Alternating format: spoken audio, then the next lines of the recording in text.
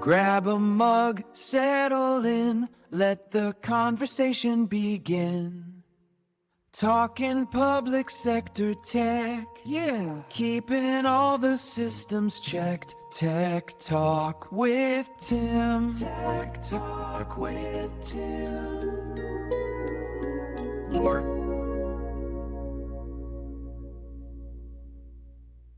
Greetings and welcome to Tech Talks with Tim. My name is Tim Galluzi and I have the honor of serving as the State Chief Information Officer for the state of Nevada. This is our second episode of Tech Talks with Tim, and we have a special guest today, the Director of our Office of Project Management here at the state of Nevada, Director Brian Bowles. Welcome, Brian. Thank you, Tim. Why don't you go ahead and give us an introduction of yourself and tell us a little bit about your role and how you came to rise up to it. Thanks. To start, I was born right here in Carson City, Nevada. My family goes back, depending on which side you go, 4 or 5 generations here in northern Nevada. So I was raised in Reno, so I'm a local kid. Graduated high school in the 19th century and promptly jumped into hotel management jobs. College wasn't the thing for me at the time, even though I really loved it. I was way more interested in doing other things. That brought me into deciding to go have an adventure and enlisting in the United States Coast Guard, which I did when I was in my 20s. Had an amazing whirlwind time, learning about myself, learning about my country, service to my country, chasing drug smugglers in the Caribbean, doing search and rescue off of New York City and in the Sound out there. It was an amazing time. Came back to raise my family back home and was lucky enough to get a job with the Nevada Department of Motor Vehicles in the Compliance Enforcement Division as a sworn law enforcement officer. I stayed there for 13 years doing investigations in ID theft and fraud in the vehicle industry, regulating that, and that brought me to getting back to my love of boats and search and rescue and saving people when a job with the Nevada Department of Wildlife came up as a boating law administrator for the state of Nevada as a game warden. So both law enforcement and then being able to run search and rescue and boating law enforcement for the state. I had the privilege of then re-liaising with the United States Coast Guard, who pays for that grant across the nation, and becoming the state's representative to the Coast Guard to ensure that that mission gets fulfilled in the state of Nevada. From there, I got a call one day from one of my former bosses, and they said, we need some help and somebody who can run an office. I know you can run an office, but you don't need to know anything about the technical aspects of what's going on. You just need to come in here and make sure that the budget is handled and that you can do the HR stuff, and I need you here on Monday. And I showed up at the Office of Project Management within 72 hours, ready to tackle a new challenge, and it happened to be the state's ERP implementation, which at that point in time was called Smart 21. And that's kind of the short story of how I got in this chair today. What an incredible journey of service, right? So first service to your nation, and then service to the state of Nevada, right? I think that there's definitely some similarities on both of our paths there, right? I think I think so. In episode 1, I talked a little bit about my journey into state service, and it followed a similar path through the Marine Corps and my call to service there that led me to the state of Nevada. So how much of an adjustment was it for you going from the Department of Wildlife into leading a role that was really heading up an office that was in charge of one of the largest IT implementations across the entire executive branch? Well, it was whiplash, to put it mildly. And if I had known what I was getting into, it would have felt even stronger. Yeah.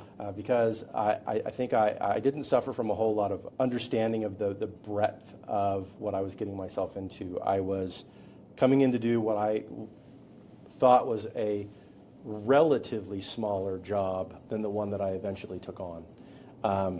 And that was just to maintain an office for the state, kind of hold down the administrative side of things while the technical folks got on with their business of doing the project.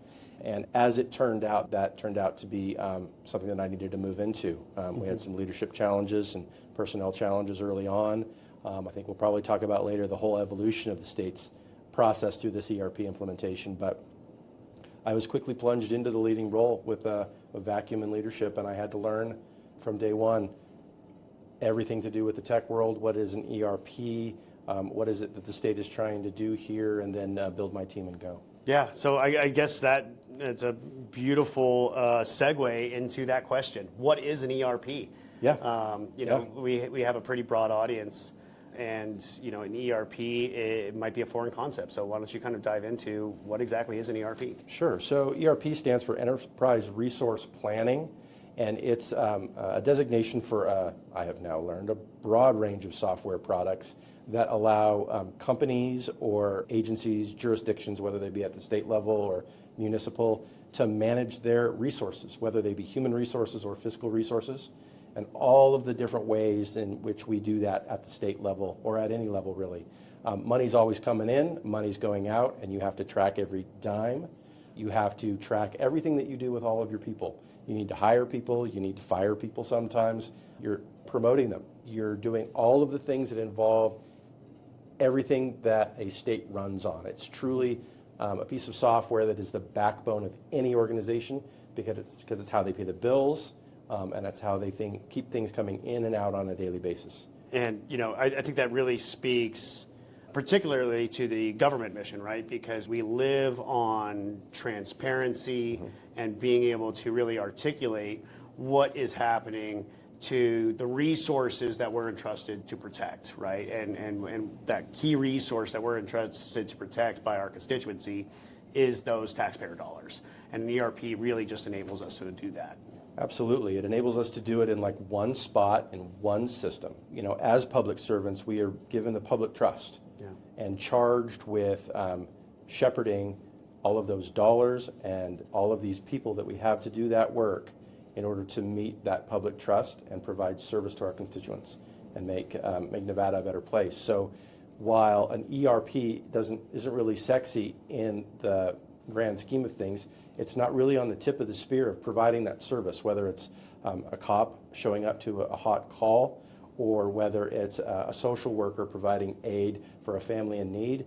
The ERP is the tool that allows the support of all of those functions across the entire state enterprise. I think it's sometimes lost on people that those operational type duties, whether it be providing direct services to constituents, either in law enforcement or social services, there's a business behind all of that needs to be conducted, whether that business is the business of IT or more of the traditional business of accounting and finance and whatnot that really needs to be supported.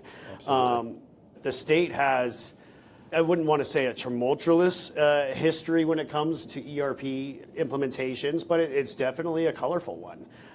There was a not so successful former implementation with Smart 21, and so there was a lot of pressure on you and your team to get this right. So can you talk to me a little bit about that and what it was like, kind of coming into this office, coming into this role, and kind of how you approached that as you kind of drove into your phase 1 alpha and the planning that led up to that? Certainly. So that was in the beginning of 2023 when I first came into the Office of Project Management. And at that time, the Smart 21 project had been languishing for about a year.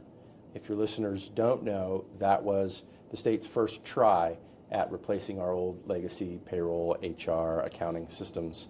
And it was not going well. I guess to call it a failure is just to call it what it was. It was a failure at that point. And it was up to me and the new leadership team that was supporting me and my team to make the determination about Smart 21. Is this something that we try to finish out, or is it too far gone and we need to start over? And eventually we made the decision to start over, which is a tough decision to make because we had to roll back to those legacy systems and rely on them, and those are the very things we were trying to replace. That summer, we were in a spot where we were rolling out of a contract with a vendor that had its challenges, and we didn't have a vendor on the horizon. We didn't have a procurement vehicle in order to legally go and get a new software company engaged for the state. And you may remember at the time we had to downsize our office because there wasn't all that project implementation work to do. Right. I found myself in the summer of 2023 with myself and 7 other staff members trying to figure that all out. And the main thing that I did, because I was in a learning space and I knew a lot of my team was in a learning space, was we're all going back to school. And The thing that I felt had been lacking in the previous iteration was a reliance on bedrock project management principles. And so I sent myself and a bunch of our other leaders through project management class. And a bunch of us got certified. We are all speaking the same language, and then we just started pushing and ended up getting in contract by that September, and away we went. Nice. All right. Getting that project management foundational experience. I think that, level setting, at least the vernacular across that core team, I think that probably set a solid foundation for you guys to kind of build off of and help the rest of your team moving forward. You had already made the decision at that point that we needed to look for a new solution. But whatever we were going to do, we had to move fast. Yes. And in the military, we're taught slow is smooth, smooth is fast, and now we're kind of flipping that on its head because now we have to move fast, but we also have to get it right. And so, were there any changes that you had to really envision on the way that the next iteration of this project was really governed and managed versus the first attempt? Yes, the first and most important decision the state made was in the right partner. Yeah. With that vendor coming on. And while I wasn't intimately involved in selecting that partner, I got to say my colleagues on that committee got it right. Yeah. And thankfully. The one major change that we had to do, I think, is we had to break a few rules early on. Normally, there would be a large lead up to a project of this type where you gather requirements and et cetera. But as you say, our timeline did not allow us that luxury. We had to go in intentionally and treat our vendor as our equal partner, which often doesn't happen in public service. You see vendors being treated as if they are just someone who's providing you a gooder service, not somebody whose opinion matters equally. Right. And the state was in a position where we had to trust that vendor and that product to give us that functionality day one with their out-of-the-box solution. And we had to put ourselves in their hands, so to speak, and treat them equally with that collaboration and trust. And that's the kind of bedrock that I began our relationship with our vendor. And that thankfully has paid off dividends for the state because we have managed to be successful throughout that. Yeah, and across the states, we're starting to see a shift when it comes to procurement of IT solutions in our vendor community. And there's states that are doing it really well, where we're going to the vendor community and understanding that state governments, local governments, we don't have millions of dollars to spend on research and development. So we're really beginning to understand that we need to lean on our vendor community to provide that research and development for us. You cannot modernize state and local government IT systems by writing RFPs based off of the way that we've done it for the past 20 years.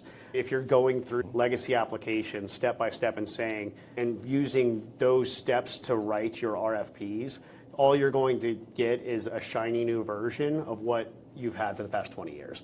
And my standpoint is, let's let the vendor community figure out how to modernize these systems. Yes, the end state needs to be really dictated by the government, by our requirements. Yes, there are still going to be cybersecurity requirements to protect state data, state infrastructure. Yes, there might be some integration requirements that we can hold the vendor to. Writing requirements to your old processes is just paving the cow path. Yeah. That's exactly what we did with our old system that we were replacing. We just used our old paper process and paved it over into digital form. And that's what we were not trying to do this time. And so I'm sure that didn't make a lot of friends across the departments around the state that had kind of married themselves to the way that they've always done things. And that's very true. But at the same time, I think everybody in the state knew that it was time for a change, that we were struggling with the old solution, and we needed something new. There were a lot of leaders that were very proactive in saying, we know this is going to hurt, and it might hurt for a while, but we need to rip the Band-Aid off and do something new. On the other hand, there were resistors we were upsetting their entire career's worth of experience, essentially. Yeah. And that's understandable. If you work 25 years doing the same thing with the same tools and someone comes along and rips those out of your hand, you're going to be upset. But thankfully, with the leadership alignment we've had here in the state, we've been able to push past that. Right, and you obviously mentioned leadership alignment are up to the very top, right? So Governor Lombardo has definitely set as one of his tenets, one of his visions is that we operate as one Nevada, as one employer, as one organization. And, you know, I think a platform like a ERP really highlights that. Absolutely. We actually took that slogan from the governor and co-opted it into our own, marketing and OCM effort, organizational change management, for those of you who don't know that acronym. The ERP is the perfect platform for One Nevada because it really is a central system in which all of the agencies of the executive branch for the state participate in. And all of us doing the same thing in the same way, and that standardization effort is going to bring more efficiency for the state, and we hope in turn that's going to provide more efficiency for the services that we provide. Yeah, and when I'm looking at my statewide IT strategy, an ERP is really in line with that as well. One of the things that we're looking at as far as our IT strategy statewide, and this is in alignment with our cybersecurity strategy, is we're trying to reduce complication. We're trying to reduce the amount of disparate tools that we have across the executive branch to really just simplify our IT landscape, to ensure that if an individual gets promoted from one department to another department, that they have the same common toolkit when they move on from one department to another, so they have less time that they have to ramp up and learn a new toolkit. In our world, we want those cybersecurity practitioners, those IT practitioners to be efficient and effective in their new department, their new agency as rapidly as possible. I'm sure in the world of ERP, we want those fiscal agents, those HR agents to be just as efficient and effective in the same light. Absolutely. When you set a standard for how a process is going to go, an accounting process, for example, and then you give every accountant or accounting assistant in the state the exact same tool and the exact same playbook, then you can pick them up out of one agency and put them down in another agency as they get promoted in their career, and they know exactly what to do, and where to go, and who to call, and how to make that system really put it through its paces to get their job done from day one. So you're not having to relearn that new tool set, like you say. It's definitely a way that we're going to get more efficient. Yeah, and obviously, I don't think there's too many people that don't know about our cybersecurity challenges over the past year. But for us, one of the reasons that we want to simplify is because it actually reduces the amount of potential attack vectors when it comes to cybersecurity threats. If we reduce the amount of attack vectors, it makes protecting the state of Nevada simpler and easier. And so it's really ringing the bell. It makes my CIO and cybersecurity heart happy when I hear about standardization and good solid governance. Speaking of governance, you recently had a pretty good LinkedIn post that I want to kind of chat about a little bit. Sure. It's entitled "When Governance Has to Grow Up." Yes. And so as the ERP project is maturing, as we are rolling through the phases, we're getting toward, and you've got products that are reaching operationalization, how does that change how we approach governance and communications with these products? Well, for us, it's been a challenge, certainly at OPM, as a project implementation team, to realize all of a sudden that we have a product to support in live production. Yeah. And the agencies that previously had the ownership of that function, who had been outside of our particular game in supporting that tool as we implemented it, were now needing to take full responsibility over that tool and that function. There's been a lot of growing pains in this transition. Yeah. Because not only are we still in project implementation phase with phase 2 and bringing new agencies in with their ownership of their particular areas, but we have our two major customers within the state executive branch who are going through their own growing pains of learning to use a new tool and learning to teach that new tool to all of the constituent agencies that rely on them to set the standard. And the trade-off of our expertise and their authority has been in fits and starts. And so my post was really about that transition, about when you have to really realize that the governance of those functions is now back where it belongs in the agencies that have the statutory charge to do that. So we have had to intentionally take a step back at OPM and say, whereas 6 months ago, I would have made all the decisions on this particular area because it's not a fully done project or product yet. I have to take a step back and say, that's not my job anymore. There are agency leaders that need to make those decisions for themselves because it's now theirs. Yeah, I can imagine that sometimes it's kind of hard to let it go, right? Like you grew this thing, it's like your baby, right? And now it's kind of walking off and kind of growing up a little bit, right? That's absolutely right. And you can compare it to fatherhood. Yeah. You can compare it to just being a leader. In both instances, you may know how to do something better or faster right now, but you have to let that other entity, whether it's your kid or whether it's your colleague who hasn't entered into that area yet, step into that space and potentially make their own mistakes and do it for themselves.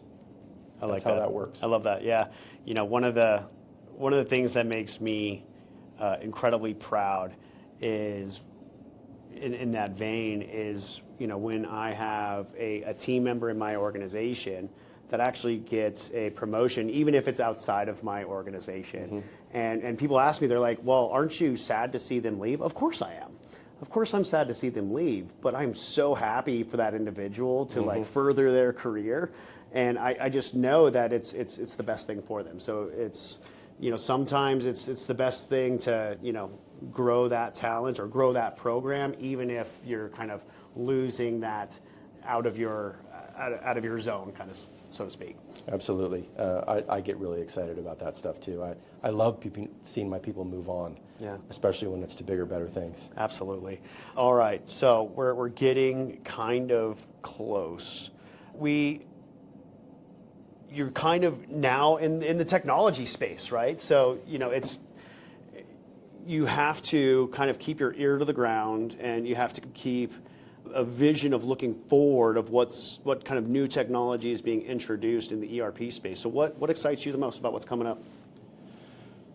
Well, it might be the end of the project, to be honest with you. It's been quite a long time. But as far as the technology goes, the integration of AI tools into this ERP is really exciting to me because it really does scratch the surface of what an ERP can do, especially for our end users who are going from an older system into a new system, and that's a learning curve enough. But to be able to now, in this infancy of AI, to bring a product like that in that is safe and secure, tailored for this product, can really blow the doors open of what our end users can really do and accomplish and learn and be quicker about it and more efficient about it. I think the possibilities are kind of endless with that tool and this system, and how our colleagues out there in the state are going to be able to manipulate that system to our ends. I could just imagine the ability of having an AI tool attached to the ERP data to be able to rapidly help you with decision making, because that's really what an ERP is all about. Enable decision makers to make decisions as quickly and accurately as possible, right? So absolutely, you add AI to that mix. As long as that AI is accurate, it's supercharging it. Absolutely. We can actually feed the AI and build the library out with all of our policies from all of our state agencies, with our statutes, with our regulations, and have the ERP be the repository of knowledge. So in past, you had that 25-year veteran that had all of the knowledge for your area. Now we're going to have a tool built into the system that can provide that same level of broad understanding of our statutes and our framework for doing the job, and that will be at the fingertips of a brand new employee day one. Yeah, that's so exciting. I think we could have a complete show dedicated just to that, but I've promised I will hold off on doing an AI specific show for a little bit. All right, as we're getting close to the end, I want to do a quick rapid fire round. You have not seen these questions. That's correct. You're not pre-prepared. First and foremost, Star Wars or Star Trek? Star Wars. Mountain or desert? Mountain. What is the one legacy tech item you refuse to get rid of at home? My PlayStation 2. Ooh, solid. Coffee, energy drinks, or pure adrenaline to get through a go-live weekend? Pure adrenaline. Nice. If you weren't running OPM, what is the one state park you'd be patrolling right now? Lahontan. Lahontan, yes. I've definitely spent some camping nights out at Lahontan. It's a My beautiful first area. state job, I was a park aide. Nice. All right. Now, to bring us home, what, with your career experience spanning both time in the military, serving our country, and your service to the state of Nevada, what is the one piece of leadership advice you would like to leave everybody with? You have to be kind. Yeah. That's pretty much it. Love that. Because at the end of the day, everybody is human, and, That's right. and people just want to be treated well. People respond to you with how you make them feel. And as a leader, if your people don't feel good about you, then they're not doing their job to their ultimate ability. And if you can make them feel like they're valued and that coming to work is a good time and interacting with you makes them feel better, then you've done more than half of your job. I love that. Brian, thank you so much for spending a little bit Yeah, of it was time fun. with me today. Thank you. And thank you all for tuning in and joining me on Tech Talks for Tim. I look forward to speaking with you all again. Thank you very much. Thank you all.